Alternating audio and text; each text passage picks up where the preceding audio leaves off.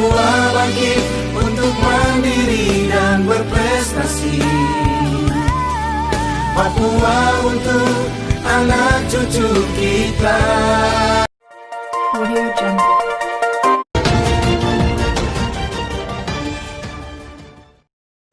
Technical Delegate Cabang Olahraga Futsal menyatakan cabur futsal siap 90% hadapi PON 20 Papua tahun 2021. Technical Delegate Cabang Olahraga Futsal M. Akwani dalam keterangannya kepada pers menegaskan bahwa untuk cabur futsal sudah siap 90% untuk menghadapi PON 20 Papua di bulan Oktober 2021 mendatang. Ya, gedung 90%. Karena itu sebetulnya sudah selesai. Kalau nggak bocor juga itu polipropilen itu nggak ada masalah. Kalau persoalan berbeda karena dua gedungnya dipakai, ya memang federasi internasionalnya beda. Kata federasi futsal internasionalnya itu karena dari sini seperti itu aja. Didampingi Ketua Pelatih Tim TC Futsal PON 20 Papua Daud Hendrik Karim, Akwani kepada pers menjelaskan panjang lebar hasil kunjungannya terhadap venue futsal di Timika. Ini yang nanti akan menangani lapangan ini nomor 1 karena kelihatannya akan diliput Ketua Federasi Futsal yang sudah MCP kemungkinan besar seperti menurunkan orang, jadi dia shootnya itu bagus sekali, jadi lapangannya selalu bagus. Dan saya tidak menyalahkan siapa-siapa ketika saya lihat gawang itu gawang futsal yang sama dengan di tempat sewaan, berbeda. Dalam laporan saya ada lampirannya, contohnya seperti apa. Jadi memang kalau itu saya kaget, belakangnya sedikit orang masih tidak terlalu melihat, bisa jadi itu bukan gol, padahal itu gol. Takut jadi masalah seperti itu. Kemudian karena kita harus berbagi sama bola tangan, lapangannya saya juga mengerti. Ada dua federasi internasional yang mengatur itu berbeda isinya. Kalau gawang handball harus permanen. Sedangkan kita di low game-nya tidak boleh permanen, dia harus portable. Karena apa? Pemain bisa nabrak terus gawangnya ke sana. Kalau dia permanen, nanti pemain Papua bisa langsung kalau nggak kata orang Betawi. Jadi untuk keselamatannya, safety-nya beda ternyata. Tapi saya harus berbagi. Di luar lapangan juga saya harus berbagi aturan karena berbeda. Scoring board-nya kalau bola tangan itu di barat di belakang PPIP. Sedangkan futsal itu di pinggir lapangan barat itu ada meja 4 orang, di sini salah satunya namanya penjaga waktu, timekeeper. Dia harus melihat ke sana karena dia mengatur di sini. Saya sudah bicara sama pemborongnya, oh berarti kabelnya harus sampai situ lah ya. Tadinya tidak ada. Kan kalau di futsal itu out mati. Jadi setiap bola keluar dari permainan pasti mati. Jadi harus ada yang mengatur. Jadi itu yang prinsip arena lapangan dengan pendukungnya seperti tadi gawang ataupun scoring board itu sangat perlu. Intinya ada di situ. Situ bagus, menolong banyak seperti itu. Ada yang lainnya nanti daerah namanya ada daerah teknik. Walaupun pada saatnya nanti sama panpel pasang lapangan, kursi. Tapi saya sudah bilang sama panpel kalau boleh sudah ada daerah teknik ini warnanya itu bisa berbeda dengan lapangan permainan. Jadi kelihatan ready ketika mereka berlatih. Tim PON Papua itu sudah tahu daerah teknik ini dan ada bangku dan lain sebagainya. Sangat perlu, saya sangat senang ketika mendengar TC di situ karena jangan sampai tidak pernah dicoba sebelum tes event gitu ya. Jadi pada saatnya tes event juga harus kita tahu bagus nggak nanti PON-nya. Tes event itu ada dua, pelaksanaan pertandingannya seperti apa berjalan dengan official pertandingan yang biasa standar untuk ditugaskan itu. Satu lagi untuk bagaimana itu harus hafal banget sama lapangan itu karena sangat menolong. Jadi di kita programnya TD sama TC-nya itu buat saya saling berhubungan karena saya akan tanya sama Pak Ada Pak lapangan seperti apa. Menurut saya itu kalau mereknya bukan yang tertinggi itu selalu berubah.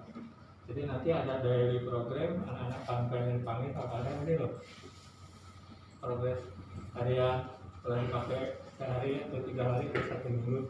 Saya sangat fokus di situ karena PON sepak bola sama futsal berbeda.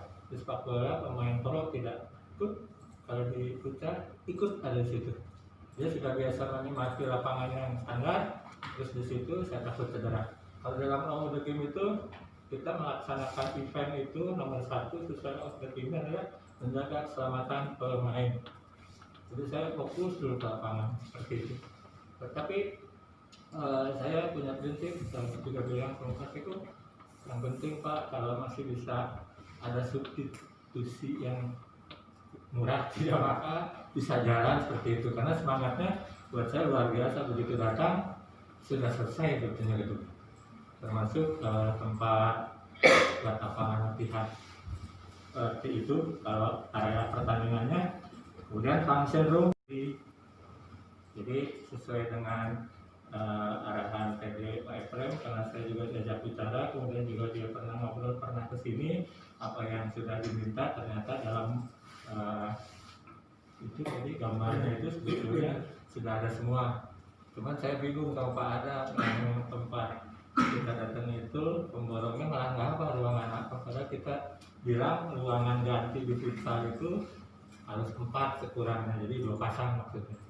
Karena satu hari nanti 4 pertandingan, misalnya dalam 10, 12, 14, 16 atau nanti bisa juga 18, tapi yang main punya ruang ganti sendiri, yang akan main juga sudah siap. Jadi jangan di atas tribun terus ganti pakaian seperti itu. Dan yang tim yang mau ketiga juga dia bisa tunggu di tempat pemanasan. Buat saya perencanaannya dulu Panpel, PB PON dengan Pak TD, Pak Efrem sebetulnya sudah bagus. Nah, cuman mungkin karena nggak jadi bulan Oktober dan bulannya mundur, musim hujan, tempat latihannya juga harus diperbaiki di sana. Jadi sudah ngotot gitu. Jadi di tempat latihan itu sebelum ke function room, tempat latihan itu harus dibuat catnya sama dengan tempat pertandingan. Jadi tidak usah flooring, mahal ya, tapi cukup dicat hijau, tapi catnya kuat. Itu cat kuat itu artinya yang biasa di jalan raya itu cat kuat. Jadi sudah Pak Sekun juga udah paham. Jadi saya membantunya ada lapangan latihan itu sama dengan seperti ini, nggak usah flooring. Jadi persoalannya sudah masuk itu ternyata di Pak Efrem juga ada permintaan tapi belum terpenuhi, jadi itu terbuka kiri kanan belakang gawang akhirnya masuk. Catnya bukan cat yang buat di jalan raya kan, jadi sudah meletak. Sayang sih, saya kemarin satu lagi kelengkapan kalau di kita ada apa buat loadingnya VIP gitu ya, ini loadingnya orang futsal, ada lapangan. Sudah bagus di Indonesia, jarang satu-satunya di sini yang ada pendukung lapangan latihan. Kalau tempat lain saya minta dia hanya menyediakan ada lahan parkir ditutup, tidak boleh mobil, terus dia buat gawang, dibuat ceknya seperti itu kan namanya substitusi, pengganti. Kalau ini betul-betul jadi sebetulnya pertama. Saya baru tahu gambarnya di lapangan, ternyata sudah 4, itu bagus. Cuman kita kalau awam tuh tahunya ruang ganti 4, sebetulnya 5, karena di sini ada official pertandingan. Kalau di ruang 4 ini ada kelengkapan yang sama, kursi untuk mereka, kemudian ada locker untuk mereka, ada toilet untuk mereka. Nah yang 4 ini ternyata 2 yang punya, 2-nya belum.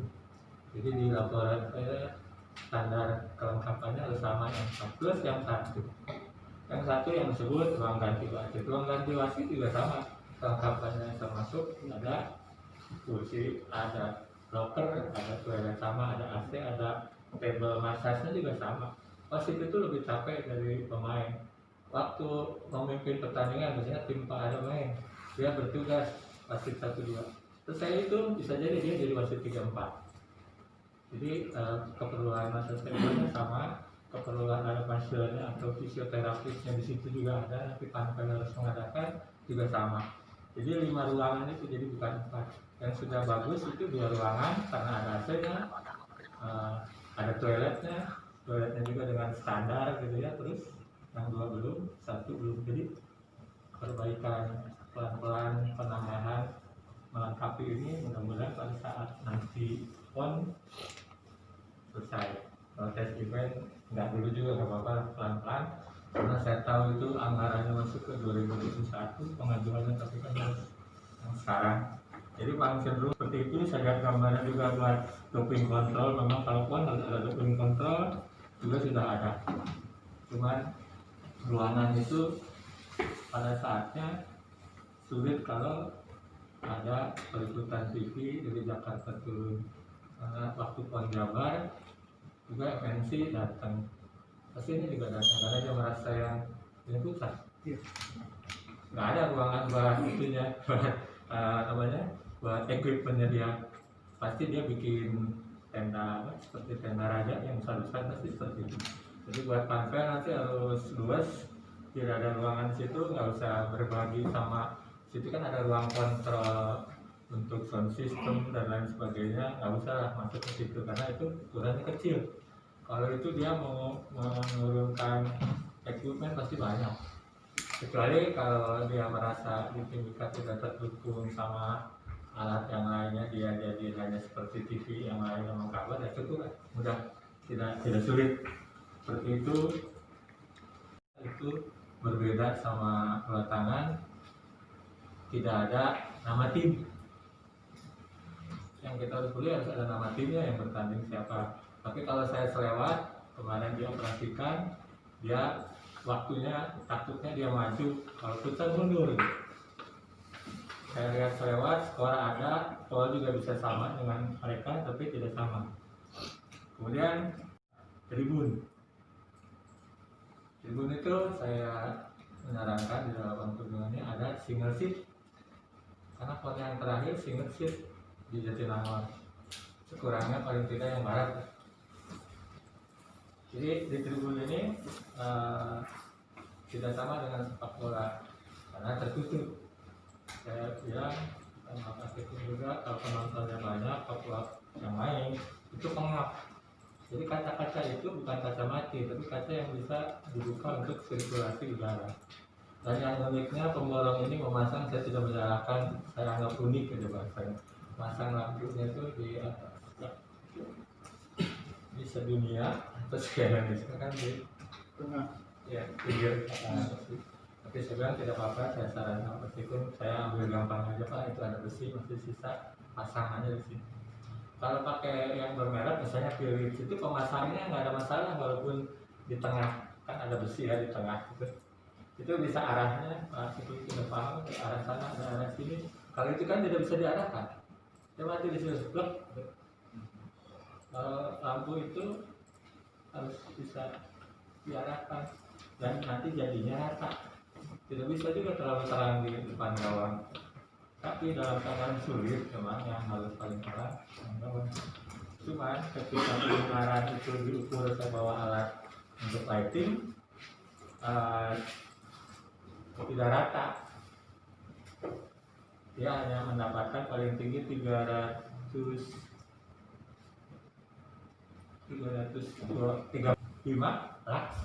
tulisannya lux gitu ya.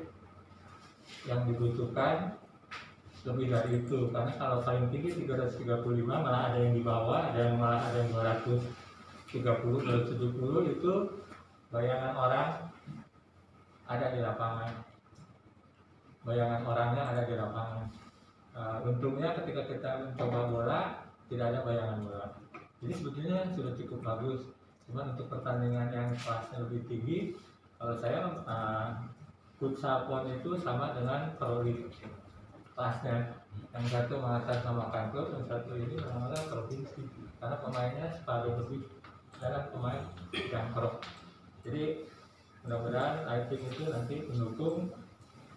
500 itu bayangannya tipis, idealnya 600 tanpa bayangan.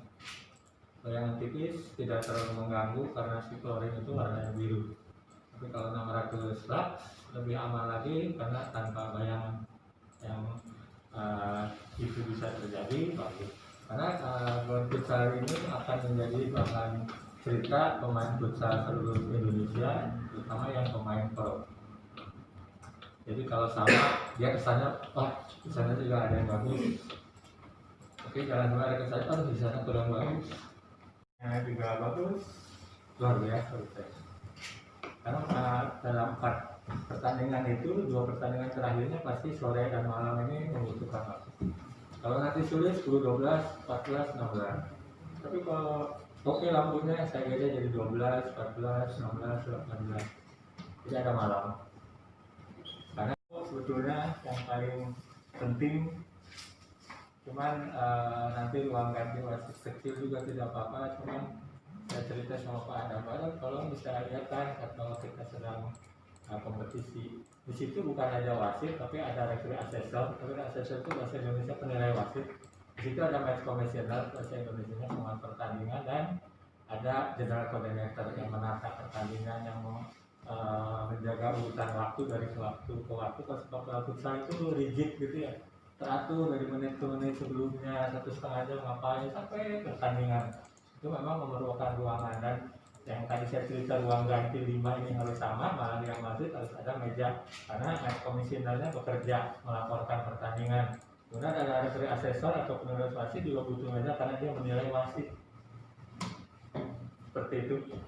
Oke, kayaknya garis besarnya seperti itu.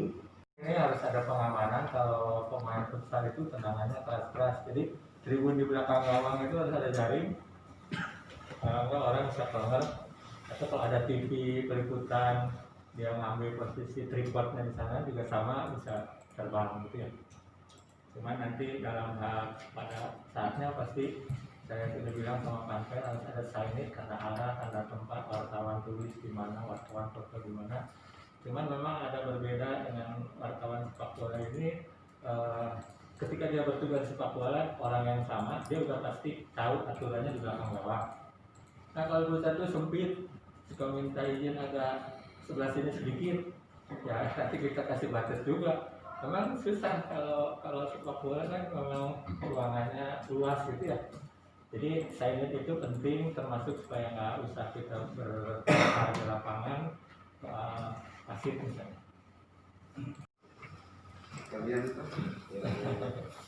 Oh sorry, tanda arah ini satu lagi mungkin baru dikenal teman-teman wartawan. Kalau di sepak bola dan futsal itu ada mix zone. Jadi wartawan boleh berwawancara di ruang-ruang konferensi pers antara kamar ganti, dia masuk ke bus. Tapi dia tidak boleh menghentikan, jadi ngobrolnya sambil jalan. Jadi ada signage-nya, ada batasnya.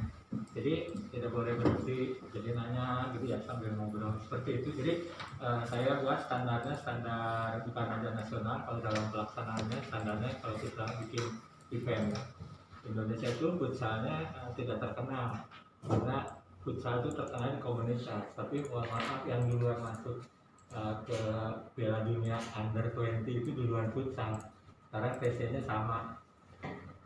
Kalau sepak bola karena dia tuan rumah. Kalau futsal dapat susah payah.